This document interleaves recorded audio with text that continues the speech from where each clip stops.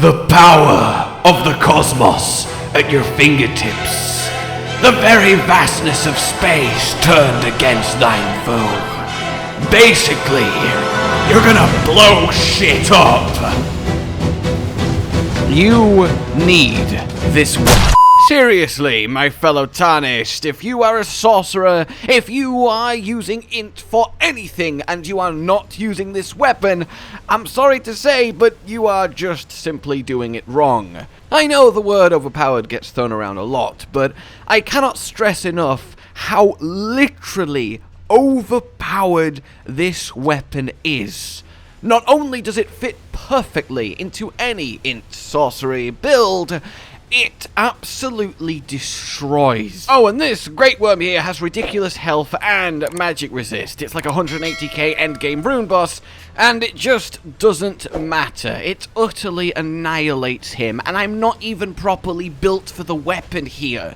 It has a unique moveset and a Ashes of War that melts everything that it touches. It's incredibly versatile as a curved sword, and basically is the perfect companion weapon for any spellcaster you could imagine. Hell, honestly, it's more powerful than most of the spells, so you're probably fine just slapping things with this, even if you don't intend to touch a sorcery in your life. It really is just that good, and I cannot stress that enough. But before we delve deeper into actually how this works, let's talk about where you get it from. You need to have got far enough through the Ranni questline to have unlocked Nokstella, the Eternal City. Not that you need to go as far as the city, but you need to be able to get to the Ainsel River main grace, which you can only do via the teleport entrance from the Three Sisters northmost tower. I will leave a guide down below on how exactly to do the Ranni questline if you've not yet, but for everyone else, you go from this grace and you are seeing the path. It's not too far, a little bit of running, a little bit of dodging the weird, creepy, hangy mini Astel thing from the ceiling, and lo and behold, the wing of Astel is in the chest.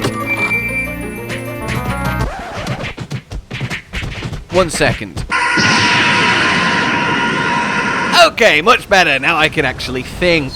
So, it is a one-handed curved sword. That is already great because, as I said, the curved sword moveset is really, really good. Very flourishy, it's got decent reach and very nice damage. The weapon itself then scales with int, dex, and strength. Int is, of course, the main scaler, and at plus 10, that's a B. The requirements are also quite nice. The int you will have because you pair this with an int or sorcery build, and then the dex is actually perfectly the starting dex of Astrologer plus Radagon's Source Seal.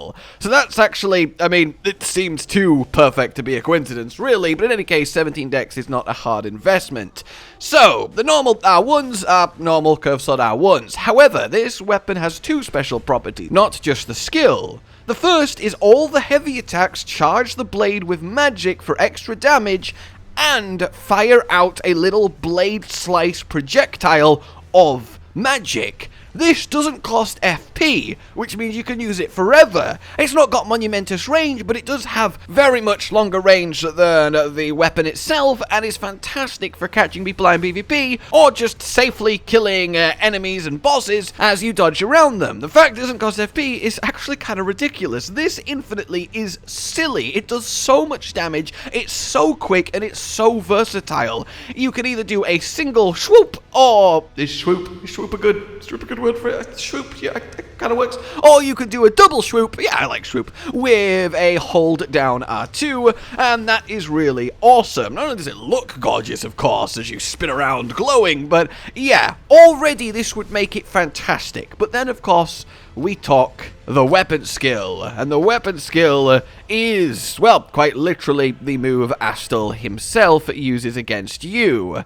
It is known as Nebula, and it creates this incredible looking cloud of, I mean, let's be honest, space. I mean, it's a nebula, I guess, it's called Nebula, and then it explodes. It explodes as an array of collapsing stars, and each individual explosion damages everything that it's touching for a monumentally hard hit, which means a big enemy, a big boss, is going to take every single explosion. And these explosions do massive poise damage. You can just completely melt through everything just spamming this ashes. It's actually a little bit ridiculous just how effective this is. It's also covering a massive area.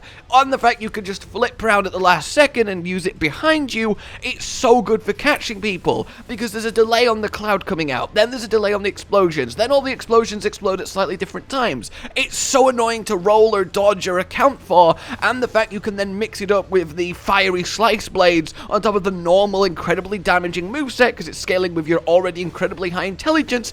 It's just versatility and power, the weapon, along with perfectly matching my Elden Bling, which I am just thrilled about. And seriously, there is no way, no how, that every single sorcerer shouldn't be using this along with their staff in a dual-wielding type fashion. Honestly, it's as good enough of an int weapon that it's worth using just as your weapon, as I said, even if you're not planning on dipping into magic. It's better than Moonveil pre-nerf. What the hell?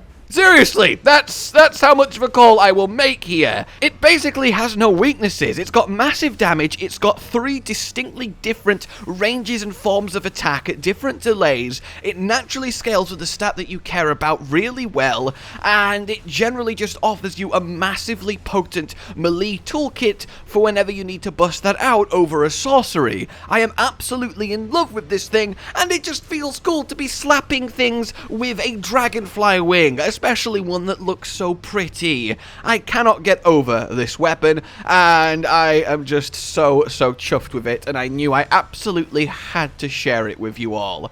So, enjoy your Wing of Asteling. I expect to see a lot of them around the place, but the thing is, I'm okay with that. I really, really am. This is essentially the Rivers of Blood for us int builds over here, and it's going to be nice to blow people up with space after the amount of blood loss hurled in our direction. Maybe that's just me, but in any case, this thing is seriously amazing, and, well, the rest is up to you guys. And build-wise, in case you are wondering, you can whack on like Shard of Alexander for plus 12% skill damage to make the nebula explosions even more. But the thing is, the little shootout magic blade from the R2 also, of course, scales with your int. So you really don't even need to build around this. You just need the weapon, you just need to upgrade it, and you just need to pump the stat that you want to pump anyway. It's not like you need to do some grand setup. You don't need to buff yourself or debuff the enemy or combo it with any specific talisman or situation. It's just so naturally strong. Oh, shit! And that is really rare to have in a weapon that it needs essentially no supporting cast around it other than pure upgrade and stat. And it comes with such a varied, diverse, fun, and potent moveset. I realize I'm kind of probably repeating myself a lot here, but I really cannot stop waxing lyrical enough at just how amazing this is for anyone who cares about intelligence. So, yeah, with that said then, like if you have indeed enjoyed this, subscribe, hit the bell so you don't miss more Elden Ring tips and tricks, cool weapons, builds, funny times, and all that good stuff. Please consider supporting the future of this channel on Patreon down below, and until we meet again, a goodbye. Josh, Cotton, and Hollow with the videos, dropping the humor like a hammer on your tippy toes, bringing entertainment on a daily arrangement to take our insanity and turn it into entertainment. Yes, I said entertainment twice, to reiterate that it is nice to look into your faces on a mostly daily basis when you let us in your homes to make the whole world a stage. Goodbye.